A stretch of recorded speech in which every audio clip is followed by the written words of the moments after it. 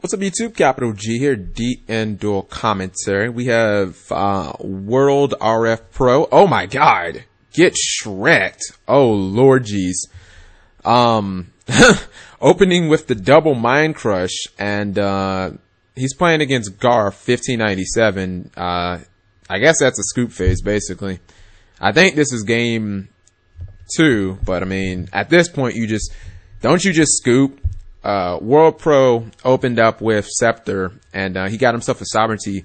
By the way, Scepter has like completely tanked in price. It's crazy. I know that Sovereignty is short print, but damn, like Scepter it used to be like at least $12, and it's like a $4 card. But anyways, he wrote it for Charit, and then he played Kaleidoscope, and his opponent Mind Crushed Charit, and he chained MST and was met with another Mind Crush. I guess maybe he can Trishula him. So let's see what's gonna happen. Better be Trishula. And you better hope he doesn't have that's not Trishula. So it looks like he's gonna summon Valkyris. And okay, he'll attack over the Sovereignty. Oh, excuse me, Scepter. I'm gonna assume he's gonna activate Valkyris' effect. I mean, here's the thing though. Do you really want to do that? Because like you leave, I think you do it. You leave yourself with an empty field, but most what's it called? Most Stars Ref decks aren't gonna like try and OTK you. And I thought about it. I was like, if they go off next turn, chances are they're gonna make Deltros anyway, so they would be able to kill Valkyrie. So it's like not even that big of a deal. If you don't have a field, then they just changed Deltros to like Ouroboros. But we don't really know what World RF Pro is playing. So right now, the fact that he didn't Trishula him, I'm going to say advantage World RF Pro because he has the Sovereignty and he'll draw a card. If he gets another Scepter, he'll obviously Wombo combo him. So he'll activate Valk, probably just for, oh no, he goes for 2 cards. Yeah, get rid of that Decisive Armor, that's no good. Maybe add himself a spell, which does nothing in this. Like, it really doesn't do anything. He's already, unless he plans on using Charit for, I guess, Unicorn or something. But then he would have to have, like, he has to have some payment in his hand. So, maybe if he follows it up with, like, a Sanju or Manju play, because he has not normal summon this turn, that would be a legitimate play. Alright, so he gets himself a Brio. Brio in main phase 2 is not the greatest thing. Okay, so he does have Charit. I guess he's gonna go for Cycle. Maybe summon that Unicorn, hope he can lock his opponent down. Just with the Unicorn. That'll pretty much use most of his hand. I guess the Charit will replace itself, so it's not that big of a deal. Alright, so he's going for Nekroz Cycle. And I just don't think there's a great monster. Okay, so he doesn't summon anything. I didn't think there was a great monster to summon, to be honest. And main phase 2. Unless you know for a fact you're playing against Shadows. Unicorn is always a good card against Shadows.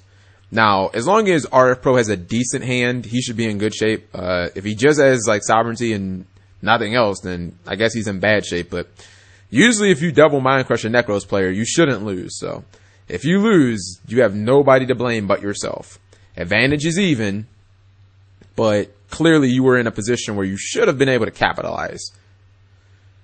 I don't know if he's playing Serteller Knights, in which you just Rhoda, get your Deneb, get it cranking, or if he's playing Shadows.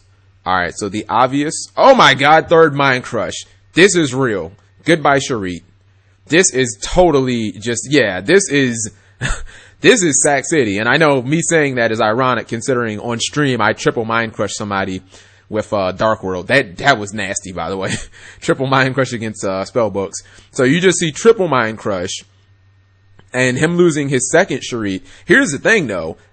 He might not be able to use Cycle anymore because all his Charit's probably in the graveyard. Unless maybe he'll try and dig it out somehow, like using Unicorn or something like that. But dude, if your Charits are in the graveyard, it's really hard for you to use Cycle anymore. So I guess he'll just have to rely on the regular Nekroz mirror. But World RF Pro cannot capitalize. I've never seen anything like this. He is just, I don't know what he's drawing in his deck, like where he just can't amount any offensive pressure. The dude has said he had that Scepter and nothing else. Now, obviously, once he gets to a Scepter, he will literally explode all over the field. But this can be the problem with this can be the obvious problem with Star Seraph. Sometimes you get really janky hands because you have to run 6 cards that, while they do have synergy with certain decks, sometimes they can brick you. Like if you draw multiple sovereignties and then you don't have any like scepters, just doesn't really work that well. Alright, so he's gonna do that. He's gonna dig out his Shurit with his Unicorn. That's the only way I saw him being able to get it out. Can't get Trishula because he has no field. So he is going to be able to activate that cycle. Goes for decisive armor. He must just be going for raw damage here. Yeah, anytime you summon decisive armor, you're just going for raw damage. I think it would be completely ironic if World RF Pro got OTK'd, because he would have nobody to blame but himself, and that would just be hilarious. Alright, so he's just going to summon the decisive armor. Is that a good play? Just summoning decisive armor against an open board? It just seems so mediocre. I mean, it's immune to battle traps at this point. Your opponent can't just set Mirror Force. You just clearly use the effect unless you had like multiple back row. I'm not gonna believe that this man has 6 cards and can't answer 1 monster. I mean, there are so many easy ways to get rid of decisive armor. Okay, so we get to see a monster that is not, that isn't a Star Seraph. It's Mathematician. Now, I like, at this point, I think Fearless is good. Fearless can be just a quick 1-for-1. If your opponent has, what's it called? If your opponent has Gungnir, then oh well. Looks like he's opting to go for the Cerberus. I do not understand what I just saw. You triple Mind Crush and you still lose? My God. This may be the worst Shadow player ever. You seriously triple Mind Crush and still lose. I don't think I'm ever going to see that happen again. Oh my God. That is just, okay. So we're going to game 3. I mean, if you Mind Crush me 3 times, I don't care what I'm playing. If you don't win, you should probably not play Yu-Gi-Oh anymore. I mean, how bad are your shadows to where you have 6 cards and a Mathematician and you can't do anything?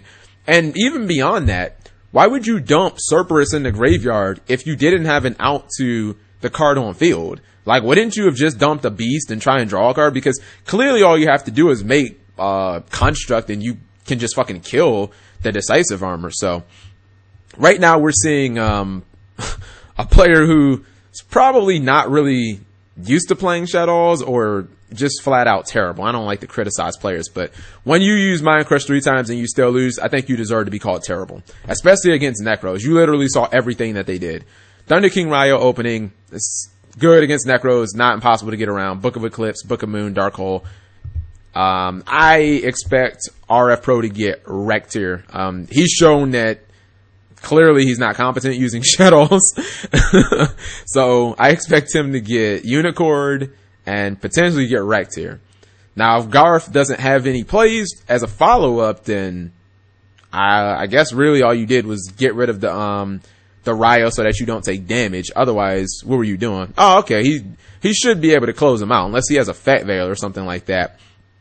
The only thing I can think of is RF Pro must have had just battle traps galore in his hand. But it doesn't matter. Why would you not even summon anything, set anything seriously? So I think he's going to try and game him. Yeah, I really think that he's trying to game him, because that's the only time you take decisive armor. Alright, so he's going for Kaleidoscope. And yep, I think there's a decent chance he's going to get gamed. That is 3,700 on board plus 33. That's like what, 7,000 right there. All he needs is an 7,800 if you add Cowboy. He just really needs one more monster and he can win. Or he can just summon something that isn't decisive armor. He could use the effect. That might put him over the top. Okay. So he's using the decisive armor on the Unicorn. Oh, he's going to summon it from the graveyard. Yeah, that's definitely LTK, boys. That right there, if he runs a Cowboy, is definitely enough damage. He says, ooh, armor. Armor's not that bad of a card if you just run one of, Considering it's searchable, you can use it during the damage step to get over things like towers. It's not a bad card at all. You know, summon Valkyries, attack over towers using Decisive Armor. It's a good way.